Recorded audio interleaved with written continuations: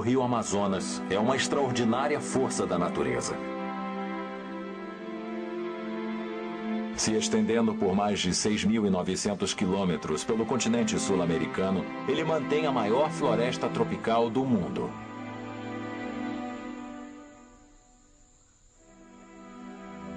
Suas águas contêm uma variedade de peixes maior que a do Oceano Atlântico. Não é só o rio mais rico da Terra.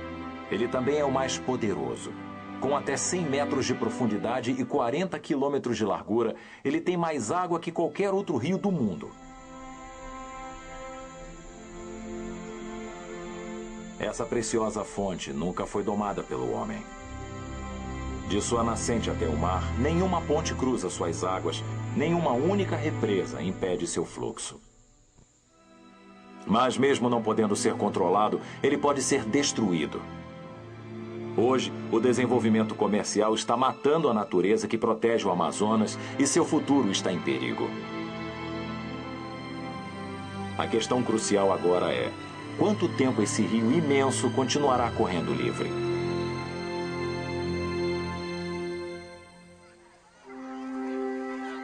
Os rios e a vida.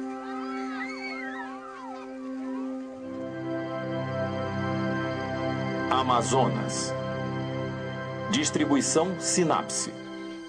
Versão brasileira, Som de Vera Cruz Studios. O rio Amazonas tem um imenso poder sobre tudo que vive perto de suas águas.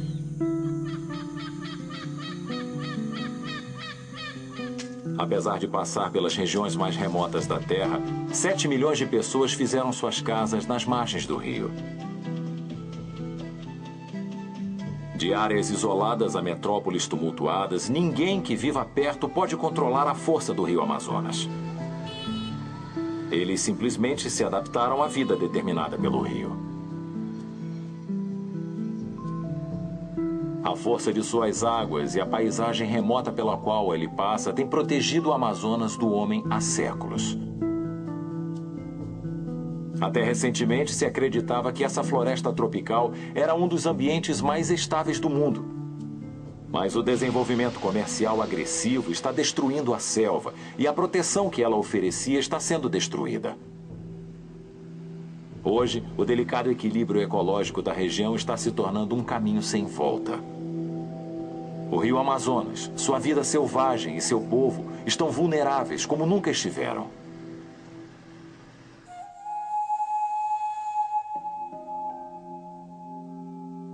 De seus afluentes peruanos a seu delta brasileiro, o rio Amazonas atravessa a América do Sul. A bacia do rio, a maior do mundo, tem 1.000 afluentes, todos em direção à artéria principal do Amazonas.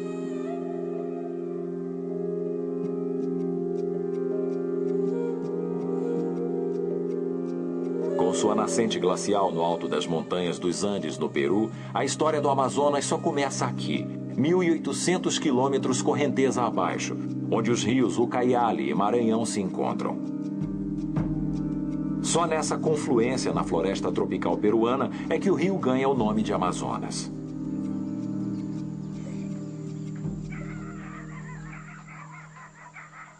Alguns quilômetros abaixo, Mariscal Castilha é um dos primeiros povoados do Amazonas.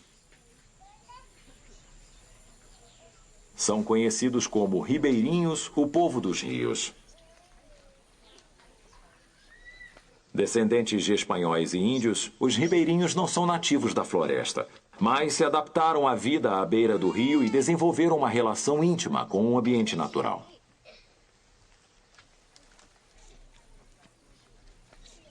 Se habituar com a mudança das águas é parte da vida por aqui. Particularmente durante as temporadas de cheias do rio.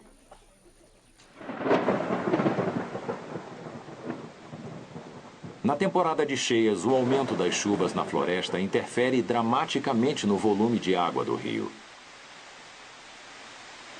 Numa cheia comum, os níveis aumentam mais de 20 metros e a área coberta pelo rio triplica. Nesse período, o Amazonas fica com tanta água extra que o continente sul-americano afunda vários centímetros com o peso, e se ergue novamente quando a água some.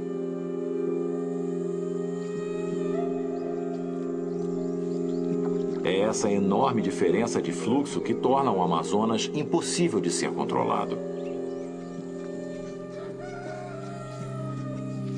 Assim, os ribeirinhos não têm escolha senão adotar um estilo de vida que acomode as cheias do rio. Suas casas são feitas para esse propósito, construídas sobre estacas, permitindo que a água passe por baixo. Mas isso nem sempre é suficiente para mantê-las seguras. O Amazonas não só enche, ele muda tanto de curso que o povoado pode, de repente, se encontrar no fundo do novo leito do rio.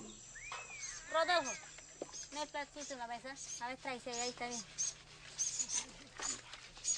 Maria Pizango viveu em Mariscal Castilha toda a sua vida. Nos últimos 10 anos, ela teve que reconstruir sua casa várias vezes para evitar a correnteza das águas. A erosão erodiu a encosta do rio. Antes dessa plataforma ser inundada, eu pedi que construíssem uma nova casa ali. Tive que mudar para lá antes que minha casa desaparecesse junto com a encosta do rio. O imenso volume de água no Amazonas significa que ele pode mudar facilmente seu curso por um terreno plano e por solos macios. Quando o rio se move, as pessoas não têm escolha se não se moverem com ele. Mas os ribeirinhos não vivem aqui apesar disso, mas por causa dessas mudanças constantes do rio. É por causa delas que as encostas do rio, ou várzeas, como chamam, são a extensão de terra mais rica em toda a floresta. Aqui tem o tomate, aqui tem o chiclayo. Aqui eu tenho tomates, chiclaio e batatas que nós comemos. E aqui tem os pepinos. Também plantamos iuca para comer. O ingrediente mágico que torna toda essa terra tão fértil é o sedimento.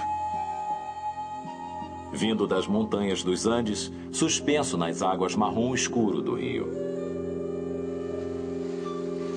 Quando o Amazonas enche, esse sedimento rico em minerais é distribuído pela terra, tornando-a incrivelmente produtiva. Essas planícies podem suportar agricultura contínua, embora em pequena escala.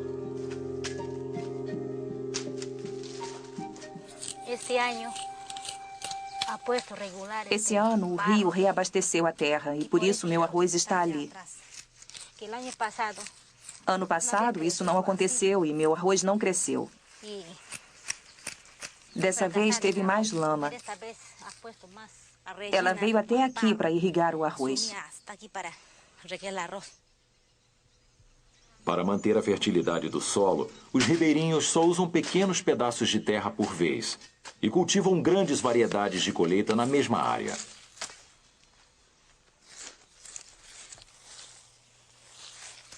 Além de prover solo fértil, o rio também provém peixes para o consumo. E os habitantes desenvolveram técnicas únicas para pescá-los.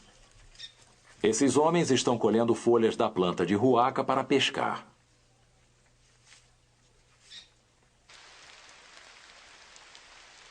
Primeiro, as folhas de ruaca são esmagadas para liberar seu suco.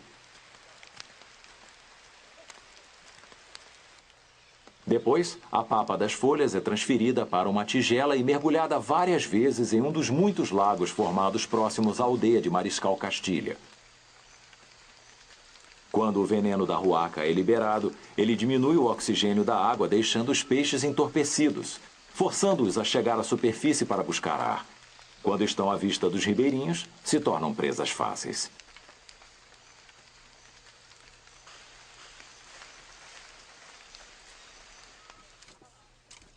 Para sobreviver à beira do rio, os ribeirinhos desenvolveram uma profunda compreensão e aceitação do poder absoluto sobre seus destinos.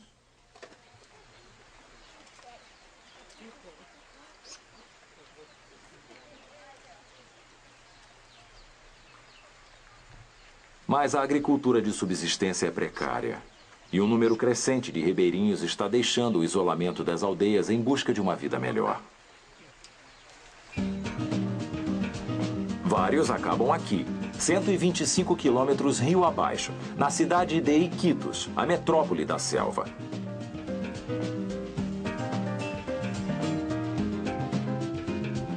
Empoleirada na confluência onde o Amazonas encontra dois grandes afluentes, Iquitos tem cerca de 400 mil habitantes. Hoje, 70% da população da bacia do Amazonas vive em cidades como essa. Mesmo na selva, a urbanização é crescente.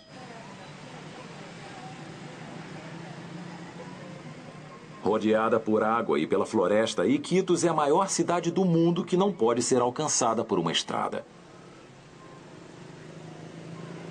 A locomoção dentro da cidade é feita por rickshaws. A viagem para dentro ou fora da cidade é feita de avião ou de barco. Apesar de estar a mais de 3.700 quilômetros do mar, Iquitos é salva do isolamento total pela estrada de água que é o rio Amazonas. Essas águas fornecem à cidade um precioso contato comercial com o mundo de fora. Mas esse contato tem um preço. Apenas 106 metros acima do nível do mar, moradores de Iquitos não têm como controlar as águas que os rodeiam. A vida aqui é vivida à mercê do rio. O subúrbio de Belém é um exemplo perfeito. Durante o período de cheias, Belém só pode ser alcançada de barco. Muitas das casas aqui são construídas para flutuar sobre as águas. Casas que não flutuam são projetadas para serem submersas. Famílias que vivem nessas casas de 2 andares mudam seus pertences para os andares superiores durante a temporada de cheias, permitindo que o andar térreo seja engolido pelas águas. Quando as águas baixam, a família volta para essa outra metade da casa, pronta para devolvê-la ao rio no ano seguinte.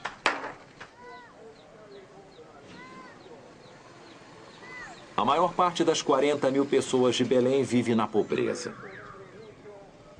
Muitas são imigrantes que deixaram povoados ribeirinhos isolados em busca de uma vida melhor na cidade.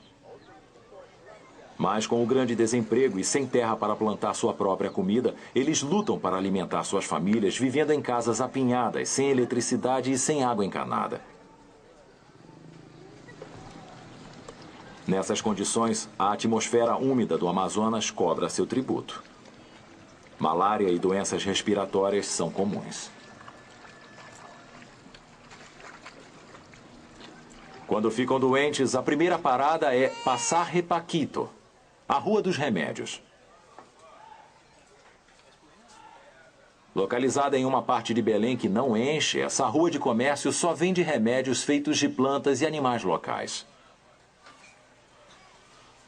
Blanca Saldanha tem sua banca na Rua dos Remédios e vende poções caseiras. Acá temos o ipururo. Eu tenho aqui o ipuru, que é comum nessa área do Amazonas. Ele cresce perto do rio e na área em torno. É bom para resfriados e impotência para homens.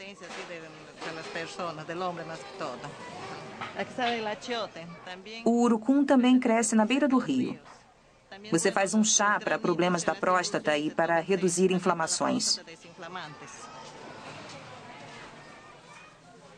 Não são só os habitantes daqui que reconhecem os benefícios dos produtos locais à saúde. 1/4 de todas as drogas farmacêuticas derivam de plantas que só crescem em delicados ecossistemas sustentados pelo rio Amazonas. Mas remédios sem aprimoramento não são páreo para as doenças fatais que atacam os moradores de Belém. Quando remédios locais falham, sua única esperança é um centro médico filantrópico. Laszlo Terán, passe, por favor. Ronald Gonzalez é um médico que trabalha nessa clínica para os moradores mais pobres de Belém. Há sempre mais pacientes do que ele consegue atender. Sofre dos brônquios? Abre a boca bem grande, bem grande. Esse menino tem 5 anos e foi trazido à clínica por sua mãe, que está preocupada com sua tosse persistente. Dr. Gonzalez acredita que o problema da criança é diretamente causado pela vida próxima ao rio. O menino tem um problema no peito. Ele tem uma obstrução aguda dos brônquios, uma asma.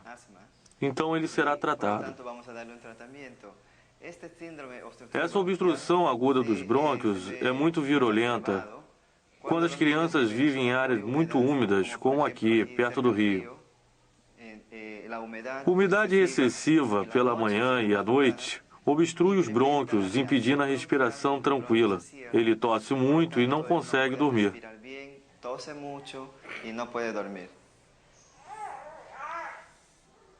Mas talvez o maior perigo à saúde das pessoas não seja o ar, mas a própria água, já que o rio em Iquitos é cada vez mais poluído.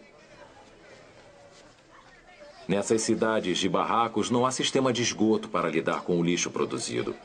Latrinas são esvaziadas nos canais do rio. Durante a temporada de seca, as pessoas andam por cima de pequenas pontes de madeira para evitar os excrementos humanos que passam embaixo. Durante as cheias, o lixo é levado pelo rio para a casa das pessoas. E mais, os moradores mais pobres de Iquitos não têm suprimento de água encanada. Eles são forçados a usar a água não tratada do rio ou da chuva para seu uso diário, com efeitos desastrosos. As taxas de mortalidade infantil em Belém são impressionantemente altas. Infecções intestinais, como diarreia por disenteria ou não, são causadas porque as pessoas não têm acesso à água encanada. Infecções bacterianas, virais e gastrointestinais são bem comuns aqui.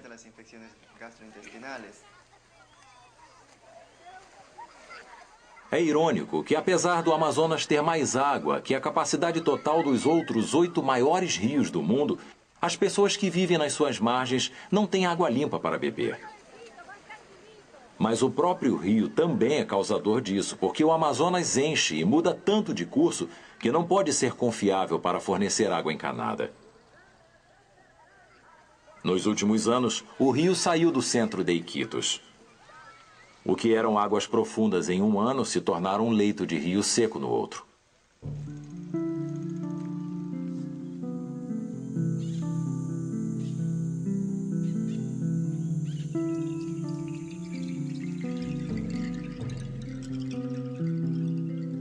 Quando sai de Iquitos seguindo do Peru para o Brasil, o Amazonas corre mais ou menos paralelo ao Equador, onde a Terra recebe energia máxima do Sol. Nessas condições, a vida selvagem floresce em várias formas adaptadas.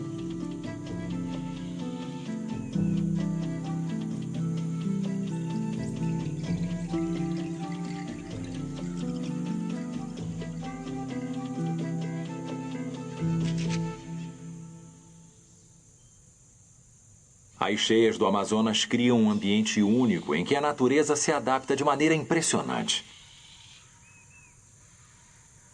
As florestas alagadas são um grande exemplo. Essas selvas inundadas ocupam faixas de terra de mais de 20 quilômetros de cada lado do rio. Durante a temporada de cheias, o solo em que essas plantas crescem fica debaixo d'água. As árvores menores ficam totalmente submersas. Para sobreviver, elas criam raízes de até 20 metros de comprimento, se ancorando contra a força das correntezas. Algumas árvores até criam novas raízes a partir de seus galhos para absorver nutrientes da água.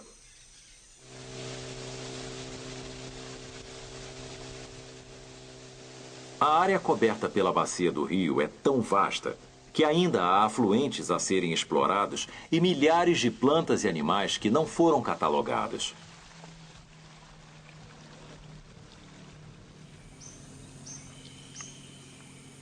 Cientistas trabalham continuamente para entender o complexo ecossistema dessa região.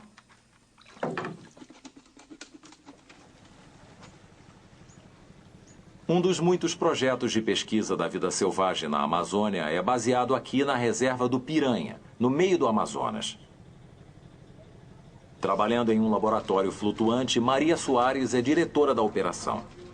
Nós estamos medindo e pesando os peixes. A gente também, depois que pesa, mede, tira o estômago e a gente vai ter uma ideia do horário que o peixe come e aonde ele está comendo. Esse dado é super importante. O objetivo principal do projeto é a gente ter dados sobre manejo.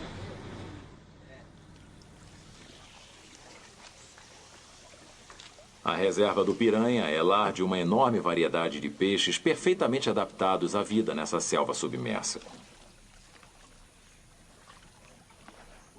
O período de alagação é o período onde nós temos muitos tipos de árvores, com vários tipos de fruto, e que é uma excelente fonte de alimentação para muitas espécies de peixes.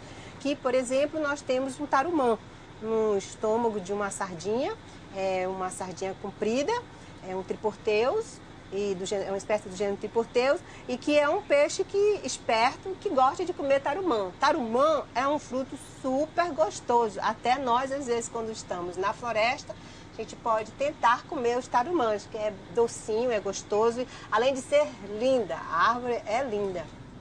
É uma fêmea em repouso. Nessa relação simbiótica, as árvores também se beneficiam, já que os peixes distribuem as sementes de seus frutos através de seus excrementos. Os peixes bem alimentados são uma fonte crucial de comida para os ribeirinhos que vivem na reserva do Piranha. Em troca dos direitos de proteção aos peixes, eles dividem seu conhecimento local com os pesquisadores, ajudando-os a rastrear as rotas migratórias dos peixes e a identificar novas espécies. Eles vêm de onde? O Manacapuru está aqui, por exemplo. Isso a gente conhece como Paraná, daí do Retor de Baixo mesmo, né? São informações inestimáveis num local em que apenas uma fração da vida selvagem foi cientificamente documentada. Na Bacia Amazônia, há uma estimativa de 2.000 catalogados nos museus, 2.000 espécies. Mas há uma estimativa que é conservadora de 3.000 espécies. Por que essa estimativa é conservadora? Porque existe ainda, nas cabeceiras dos igarapés, ainda existem muitos corpos d'água que precisam fazer os levantamentos taxonômicos. Trabalhando em colaboração com os habitantes, projetos de pesquisa como esse descobrem 50 novas espécies de peixe a cada ano. O conhecimento ganho ajuda os ribeirinhos a explorar e proteger o ecossistema do qual suas vidas dependem. Vamos defumar o cuiú? Vamos ver como é que ele vai ficar? No entanto, há um animal que os ribeirinhos não ousam caçar: o legendário boto.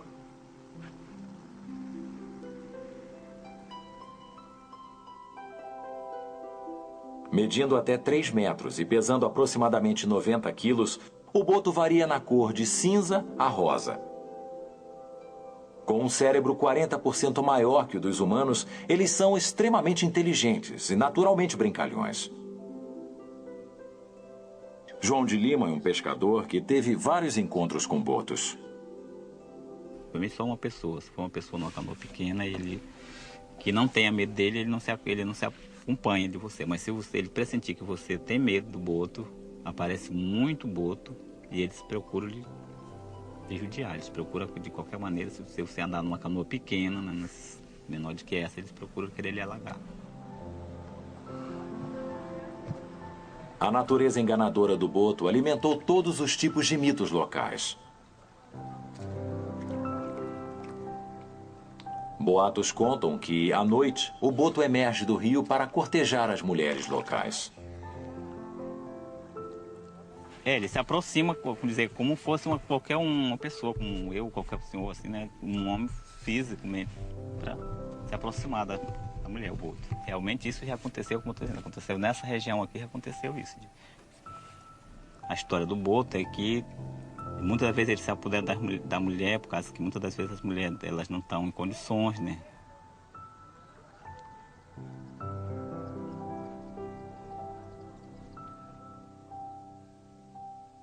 Apesar de não poderem andar em terra, esses botos se desenvolveram para sobreviver perfeitamente em seu ambiente. Praticamente cegos, já que não há muito o que ver nas águas escuras do rio, eles caçam suas presas com detectores de som e têm uma coluna flexível para poderem passar pela vegetação subaquática. Os golfinhos do Amazonas não são só os únicos golfinhos de rio do mundo, mas são um dos poucos tipos que sobrevivem, protegidos pelo rio indomável.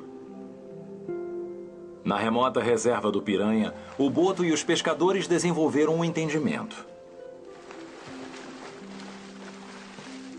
Mas em outra parte do Amazonas, o desenvolvimento comercial pôs animais e humanos em conflito direto. –